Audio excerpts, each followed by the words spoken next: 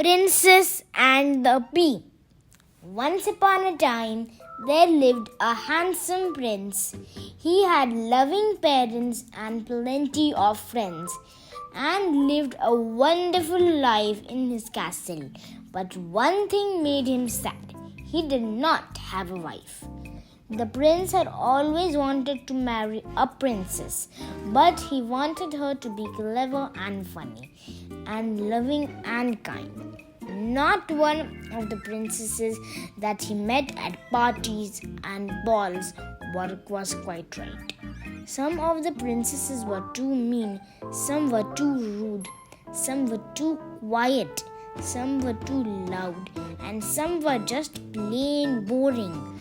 So the prince decided to travel the world in the hope of finding a perfect princess. He met many more princesses who tried to impress him with their beauty, their dancing and their baking, but still none was quite right. I am never going to meet the girl of my dreams, he sighed to himself. Cheer up, son, said the king. You are still young. One day you will meet a wonderful girl just like I met your mother. Several months later, when even the king and queen had begun to give up of their son ever finding a bride, there was a terrible storm.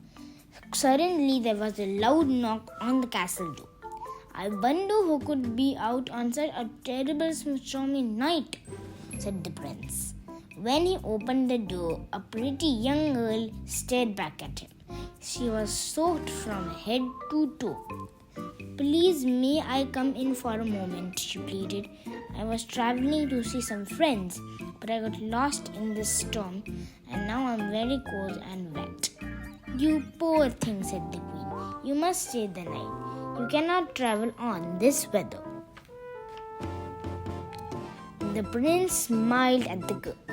What is your name? I'm Princess Penelope, she replied. You are all very kind. I don't want to be a bother to you. At the word princess, the queen smiled to herself. She took the girl's hand and said, Of course not. Let's get you warm and dry. Later, the prince listened contentedly as the charming princess chatted away over supper. She was clever and funny and loving and kind. By the end of the evening, he had fallen in love. The queen was delighted when she saw what was happening, but she wanted to be quite sure that Penelope was a real princess. She went to the guest room and in the castle and she placed a tiny pea under the mattresses. Then she told the servants to pile 20 more mattresses onto the bed and 20 feather quilts on top of the 20 mattresses. The queen showed the princess to her room. Sleep well, my dear, she said.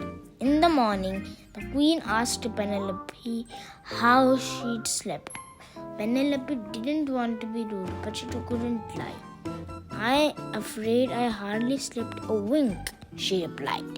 I'm so sorry, replied the queen. Was the bed not comfortable? There were so many lovely mattresses and quilts. It should be very comfortable, replied the princess. But I could feel something lumpy and now I am black and blue all over. The queen grinned and hugged the girl to her. That proves it, she cried. Only a real princess would be able to feel a tiny pea through 20 mattresses and 20 feather quilts. The prince was filled with joy. He had finally met the princess of his dreams. Not long after that, the prince asked Princess Penelope to be his wife.